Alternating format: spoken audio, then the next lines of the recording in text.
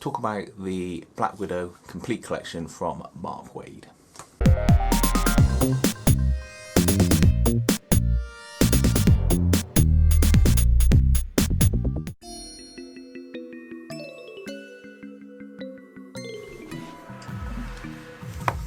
Black Widow The Complete Collection by Mark Waid and Chris Samnee is a collection of their 12-issue run on Black Widow. It's available only in paperback at the moment, show the page length down below, and it is available for the cover price shown on screen right now. It does fluctuate in price, so it's worth checking out, seeing if you can get maybe with a publisher's return mark or something like that. Anyway, the story follows Black Widow as she's escaping from a S.H.I.E.L.D. helicarrier. She's no longer directly associated with S.H.I.E.L.D. and she's trying to track down information regarding the Red Room, which trained her, as it seems to have been reborn, and the head teacher there is back out and about training these young girls. She also crosses paths with a new villain for her called the Weeping Lion. It transpires by the end of the first volume, because this collects 2 volumes, that the Weeping Lion is essentially 2 people. One is a sort of weedy psychic who's the brains of the operation, and the other is a cousin of his who is a sort of the brawns and the face of the operation. By the end of the first volume, and this isn't spoiling too much, she ends up teaming up with the Weeping Lion.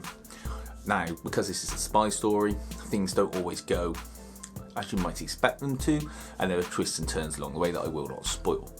It's excellently drawn. It's got a collection of action set pieces in it and espionage elements that you can see playing out almost if they're on a screen, but in your head. It keeps the pace up really well. And I think with these Black Widow stories, a lot like the Marvel Knights Black Widow stories, you have to keep them moving and you have to keep seeding in either intrigue or action to keep the pace up. With the Marvel Knights Black Widow, they kept it to 3 issues for a story arc, which was good because you get in, you get out, you're done. With this, because it's slightly longer, they do well with the pacing, and you're always getting a resolution or an action piece or some sort of twist popping up.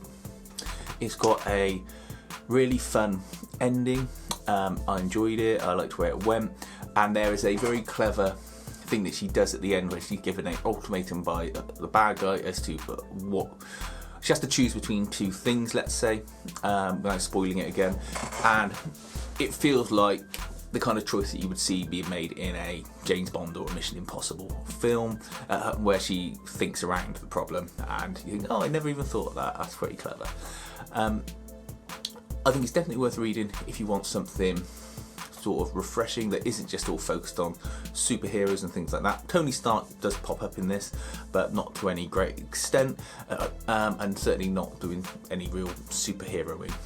It's more that they just have a bit of banter between them. And Black Widow comes out of this as a really strong, solid character. There are a few plot holes in it where it sort of jumps from scene to scene, but you forgive it that because it keeps the pace moving. If they showed all the shoe leather between getting from one place to another, it would probably bog it down. There'll be unnecessary panels in this story otherwise. And you sort of get used to this sort of jumping around as this globe-trotting element. I would say pick it up if you're a Black Widow fan, or you just want something that isn't all about superheroing but still sits in the Marvel universe, as it's a really fun, straightforward collection that again has a beginning, middle and end, which I really like. And you don't really need to have that much prior knowledge of Black Widow in order to enjoy this. Please feel free to like and subscribe, let me know what you thought of the collection if you've read it, and thanks for watching.